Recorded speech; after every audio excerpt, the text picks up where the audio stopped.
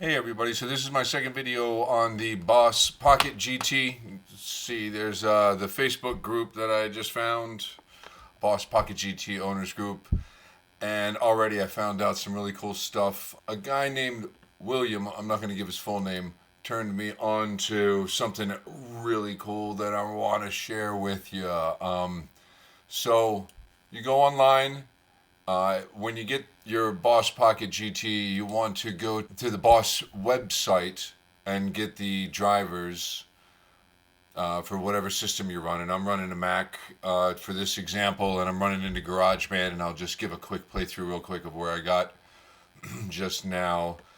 But you'll want to download the appropriate drivers. For me, my Mac is running 10.13 something or other. So I downloaded that, and it could be interfaced into my GarageBand real quickly once I connected it through USB.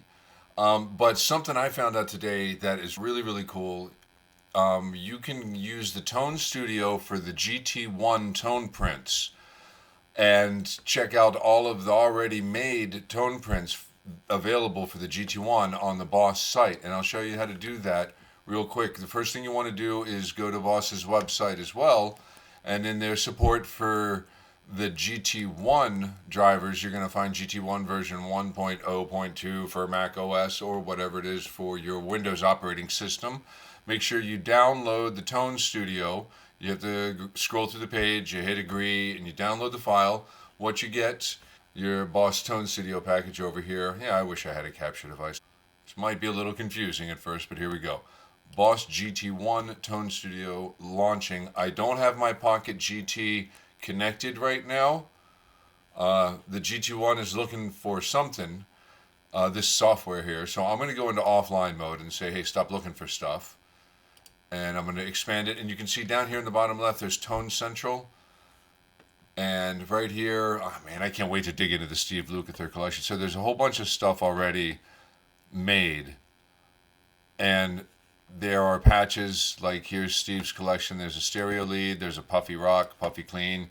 You get a link to the video in the browser, but you also get samples. I'm not going to play them just in case there's copyright or anything.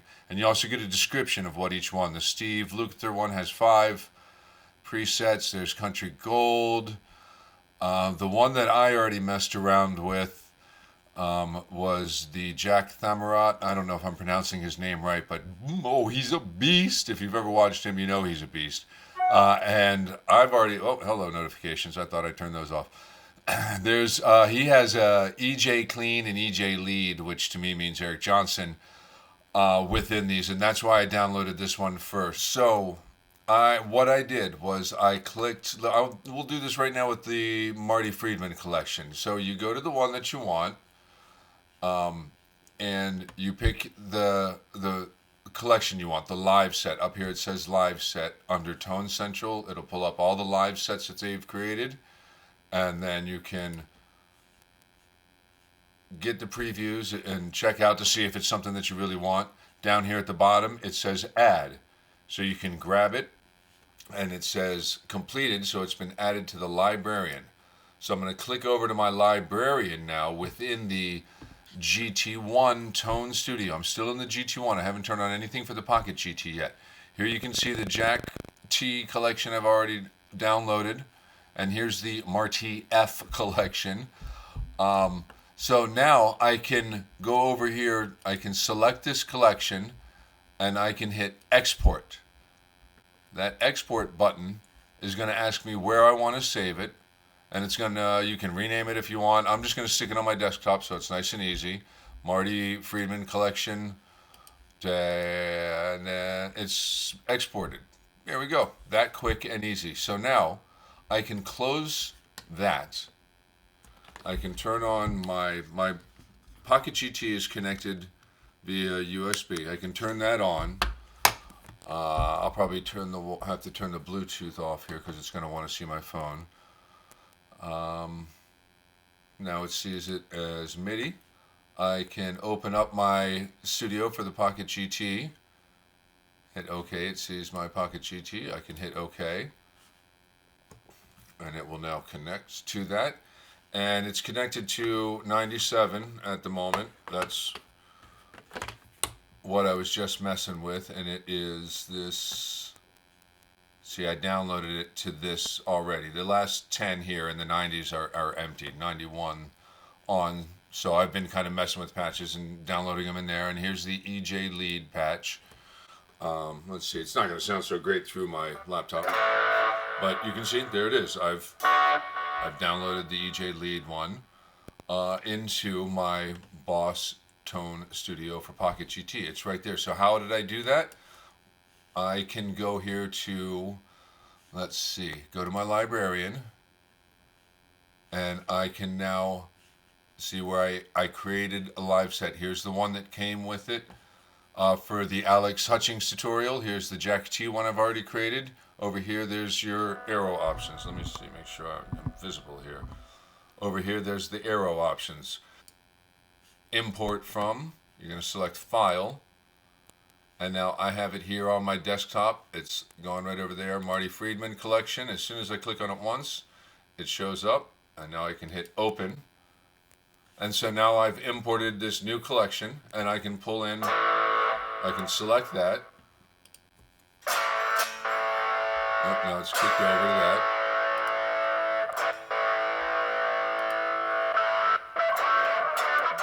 So you can see I've pulled that up. I've pulled that collection in from the GT1 Tone Studio into the Pocket GT Tone Studio, and it's available.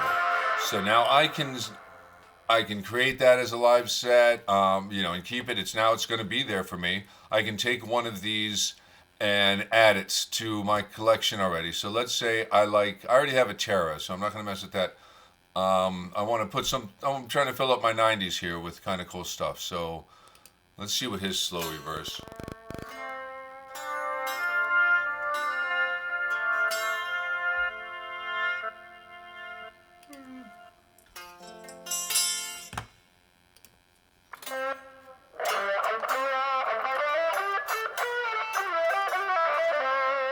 All right, I'll take his touch wah. There's Marty Friedman's touch wah. I'm going to select it.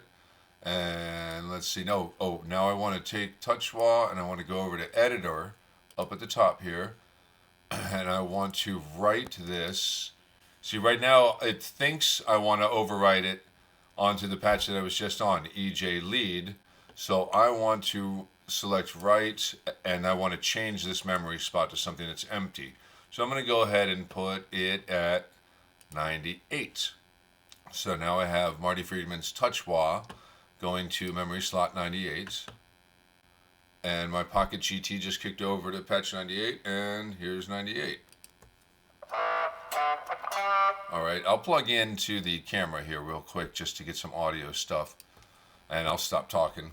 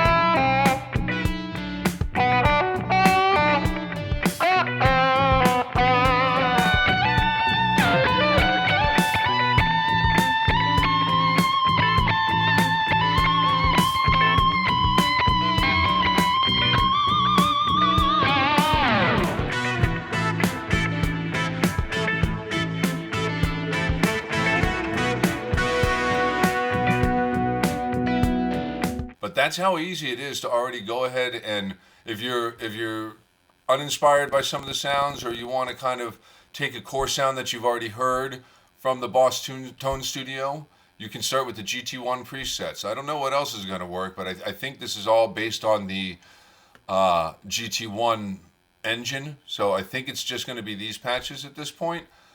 But yeah, that's how you can import something that already exists, and that's basically how you're going to go about creating your own ones too. If you have something and you want to save it, you would export it, and it would come down to where you want to save it. You save it to your desktop or into your folder. I'll create a folder because right now I'm just a mess trying this out. I was excited. I wanted to show you guys this.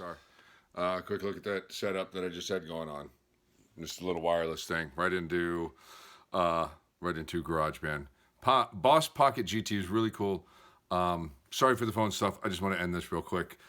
Who knows? I've been jamming here for half an hour. I might only just show a couple of minutes of that, but I was quickly and easily able to swap between patches from the Pocket GT software, and I was easily able to go in and balance out the sounds of the ones that I downloaded from the GT1 software and open them up in GarageBand. Now I'm sweating. Seriously, I've been sitting here jamming. The Boss Pocket GT is a blast. This thing is awesome. I just created a jam track with it. You heard, that's what I was just jamming to, and I really am digging this thing. It's so easy to work with in a Mac, and I bet you it's easy to use with Windows too. So if you're looking for something inspirational and you're really trying to figure out a rather low expensive way to jump in and also be able to edit stuff from your computer and make decent sounds into something that's easy to use to learn from YouTube and do all this kind of stuff with, this is definitely a cool thing. I'm going to make more videos on it for sure. And I'm going to go stop sweating and jam for a little more. See you guys. Thanks for tuning in.